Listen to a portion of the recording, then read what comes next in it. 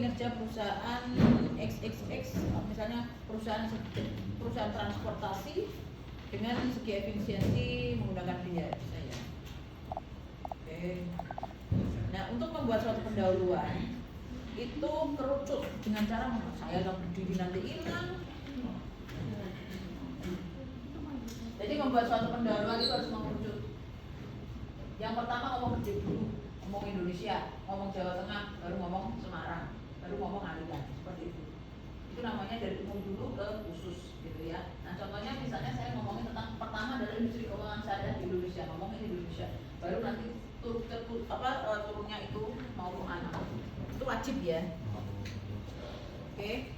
Industri keuangan syariah Indonesia mengalami kemajuan yang pesat, bla bla bla sesuai undang-undang bla bla bla bla. Kemudian yang bawah baru ngomongin saya mengenai perkembangan BMT di Jawa Tengah.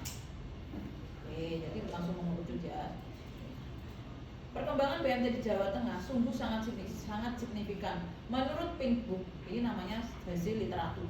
Menurut Pinbook berarti literatur. Menurut Pinbook di Jawa Tengah jumlah BMT tahun 2003 itu ada 262 unit dan seterusnya. Kenaikan jumlah BMT ini sebanyak 500 ternyata tidak signifikan atau tidak seimbang dengan eksistensi operasional BMT. Nah, ya, berarti ada ketidaksinkronan. Nah, itu namanya fenomena. Setelah itu ketidaksinkronnya ada di bagian mana saja kita bahas. Nah, baru ini rumusan masalah. Dengan bank syariah ini banyaknya UMKM itu yang tersebar di Indonesia, ternyata mereka tidak bisa membantu UMKM. Oke, itu namanya fenomena gap. Termasuk yang tadi saya katakan di teman kalian ini tadi. Nah, ini juga fenomena gap. Ya, oke, paham ya? Kemudian setelah itu, setelah selesai, setelah itu rumusan latar belakangnya ada. Kemudian kalian bikin rumusan masalah. Rumusan masalahnya di sini ada dua. Oke. Rumusan masalah harus sesuai dengan latar belakang yang Anda ajukan tadi. Contohnya punyanya Isna ini. Ya. Ini ada indikator X1, aset X2 dan seterusnya. Maka dia perumusan masalahnya adalah ciri-ciri kuantitatif itu adalah ada kalimat pengaruh. Ini kalau nulis nggak ada ini apa namanya? Navigasinya susah ini. Ini saya sengaja nih ada 4 karena tadi fasilitas kerja itu sebagai X1, etika kerja Islam itu adalah X2, lingkungan Islam itu X3 itu ya, sedangkan dia adalah produktivitas. Nanti kamu ceritakan itu X1 nya kamu ceritakan ada masalah apa, etikanya ada apa, lingkungan Islamnya seperti apa. Ini harus ada masalah, fasilitas kerjanya kenapa, etikanya kenapa, lingkungan Islamnya kenapa. Paham? Siapa yang tidak paham?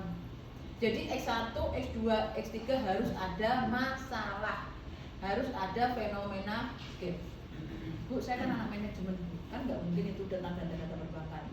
Berarti kamu nanti surveinya adalah survei di lapangan, pakainya Google Form, bertanya, Mas kamu dapat kiriman dari orang tua berapa satu bulannya, 1 juta, kamu berapa 1,5 juta, berapa 2 juta. Ternyata jumlah kiriman orang tua itu mempengaruhi konsumsi masa mahasiswa. Nah itu nanti Oke, yang pertama cirinya adalah untuk kuantitatif pasti ada kalimat pengaruh dan mempengaruhi, itu pasti kuantitatif. Gue mau judul apa wae kok orang kalimat pengaruh dan mempengaruhi itu pasti di dalamnya kuantitatif. Itu ya. Kata kuncinya itu. Contohnya ada judul ini.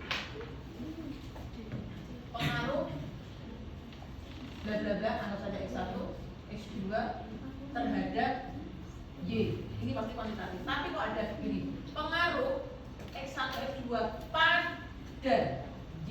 Kalimat pada itu bukan kuantitatif. Berarti dia adalah salah dalam pengambilan.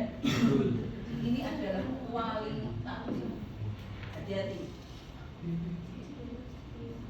Ya, makanya kalau ada kalimat judul baik ada mahasiswa mengajukan ke saya pengaruh X1, X2 pada Y. Y, maka langsung tak sebelah. Ini kamu kuantitatif apa kualitatif? Kuantitatif bu, kuantitatif apa kuanti bu, ini adalah pada. Ini kualitatif. Tapi kalau kuanti itu berarti terhadap. Ya, itu kata kuncinya seperti itu. Kalau pada itu di atas, kalau terhadap itu sama. Ya, ada. Oke. Nah, untuk kuantitatif itu pasti ada dua pengujian, parsial sama simultan. 1, 2, 3 itu adalah parsial, yang nomor 4 itu simultan. Apa arti parsial dan simultan? Kalau ini saya kan Y sama dengan A plus B1 X1 plus B2 X2 ya. Kalau ini ke sini pengaruh X1 terhadap Y nomor 1 nih ya, seberapa besar pengaruh fasilitas kerja berpengaruh terhadap ini berarti X1 ke Y. Ini namanya parsial.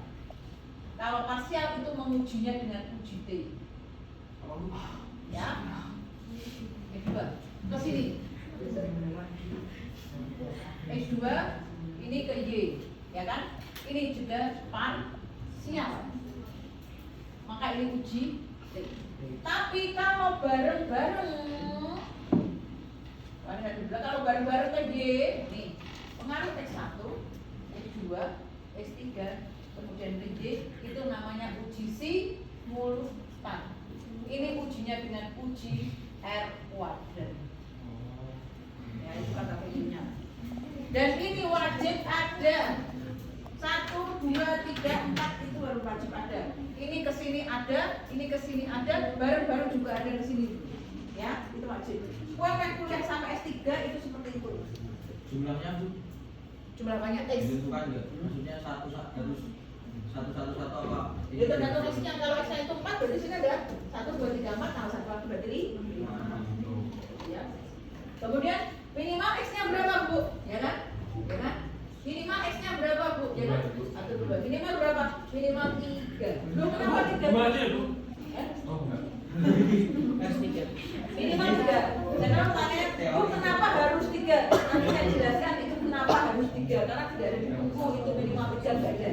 Tetapi berdasarkan pengalaman kita semua itu ternyata minimal harus 3. Saya nggak mau ngomong pengalamannya Bu ini, tapi pengalaman kita semua.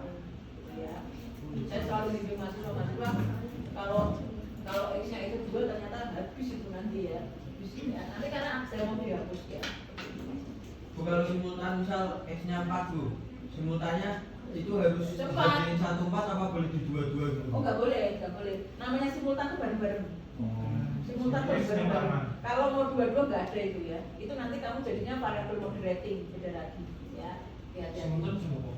Simultan itu kalau bareng-bareng satu kelas bentuk 2 ini bareng ya, itu namanya simultan. Tapi kalau satu-satu ujian mandiri satu-satu itu namanya parsial. Ya. Paham ya? Nah ini kita ke rumusan